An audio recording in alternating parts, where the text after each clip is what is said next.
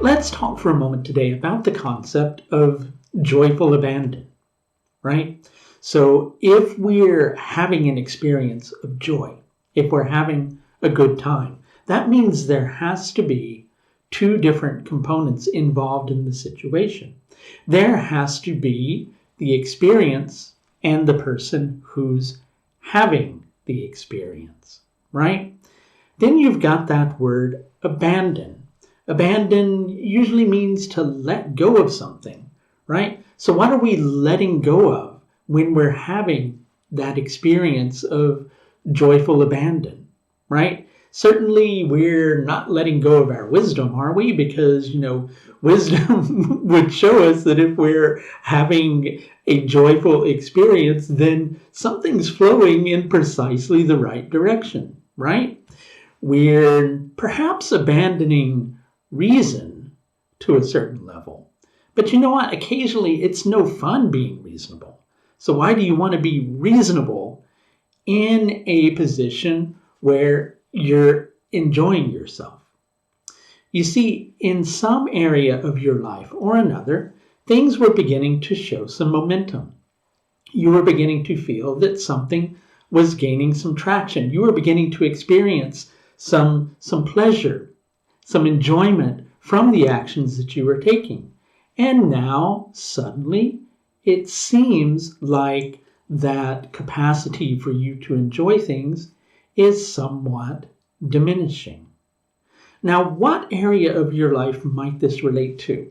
That's going to involve many different factors if we're approaching it from an astrological perspective. It's going to involve where this full moon is falling in your horoscope, planets that it's interacting with, many different factors, including the period of time that you're in and what's surfacing in your horoscope. And if you'd like to know a little bit more about how to work with the energies that are presently in a positive way, my all new Empower Hours are just the ticket for you. With my Empower Hours, my goal is to take you beyond prediction to empowerment. I want to give you so much more than just a prediction. So back to that concept that we were talking about. Why did things that were suddenly going so well, why are they now seemingly going wrong? Well, seeming is the key word there. How can you be certain that things are actually going wrong? How can you be certain that things were actually going right? How can you be certain that you're really here at all? I think, therefore I am. Well, who am I when I don't think? It's too many complexities.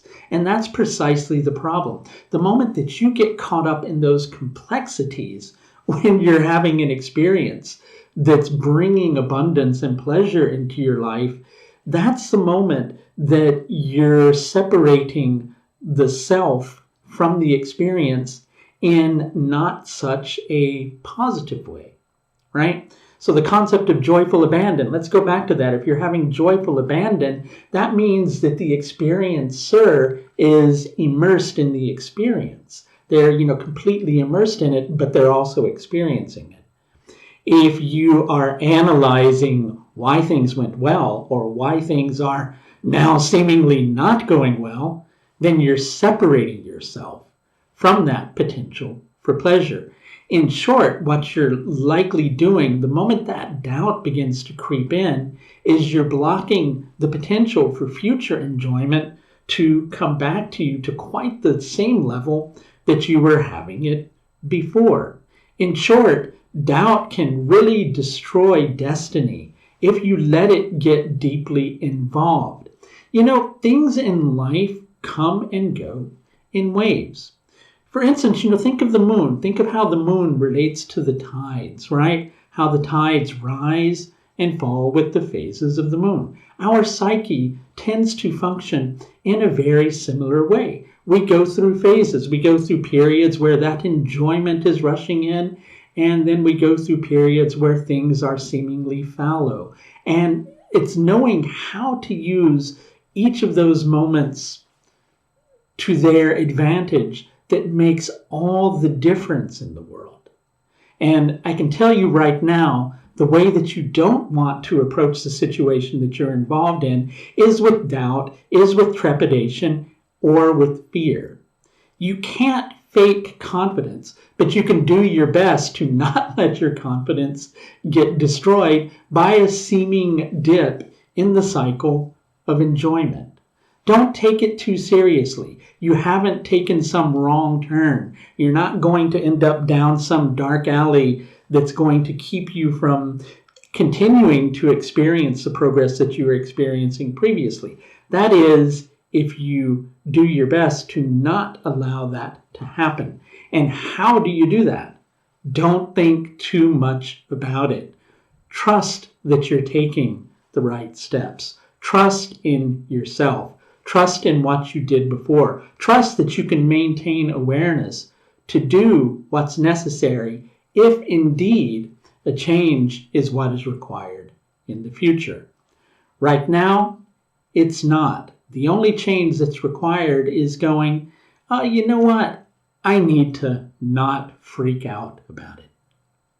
And if you could use some help not freaking out, I would like to help you with that particular part of the process. The Empower Hours are my new way of working with people astrologically. It's not that you can't come to me for prediction, but I think that prediction without understanding why is only going to leave you empty, right? Let's touch on that just briefly, right? So if you focus just on what and when in your life, then quite often those cycles of what and when repeat themselves.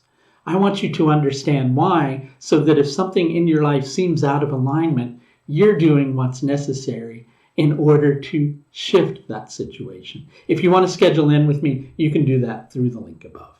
That's going to do it for this look at the full moon in Uttara Phalguni Nakshatra, which is going to take place on the 18th of March, 2022. Until next time, please do take the very best care of yourself.